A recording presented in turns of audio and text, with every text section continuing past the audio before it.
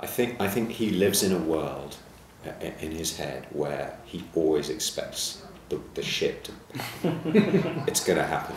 And the minute you think you've kind of solved with it, something even worse is going to crop up. So I think he lives constantly in that place, and that's why hopefully he's good at his job.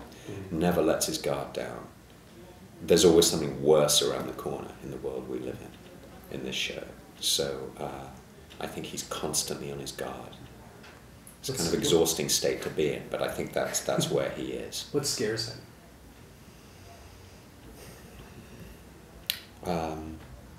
I think the idea of not being able to defeat the bad guys winning, I think it really, really fucking terrifies him. And that's a very strong motivator. It's like it's not an option.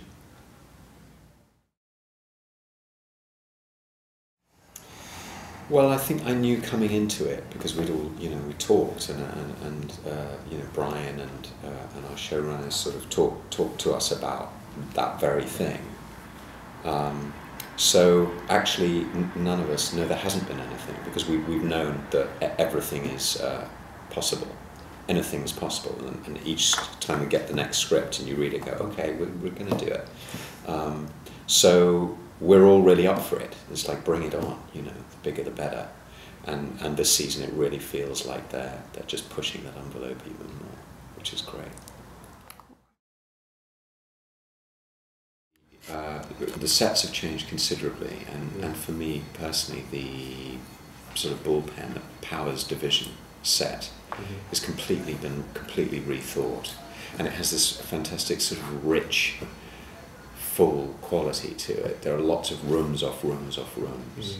The whole thing is bigger. You get a much greater sense of the fact that this was built in an old post office, and which sort of tells the story of the department being carved out of something else. So it's a much better space for us to play in.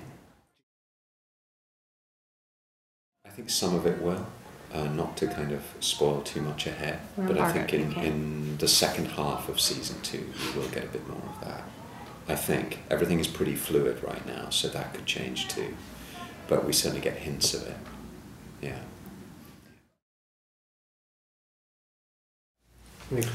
Well, I think when you sign up for the job of commander of the Powers Division, it's going to be tough. So it's like, I think for Cross, there's never an easy good day, but he's up for it, and he knows there's a job to be done, and it's a kind of never-ending thing. There's not going to be a point where the job is done, we can all walk into the sunset and have a comfortable life. So I think he really accepts the world he's living in, that these are endless problems, and they will throw up things that he doesn't expect. That's the world we live in within the show. And I feel that he has a kind of acceptance and resilience around that.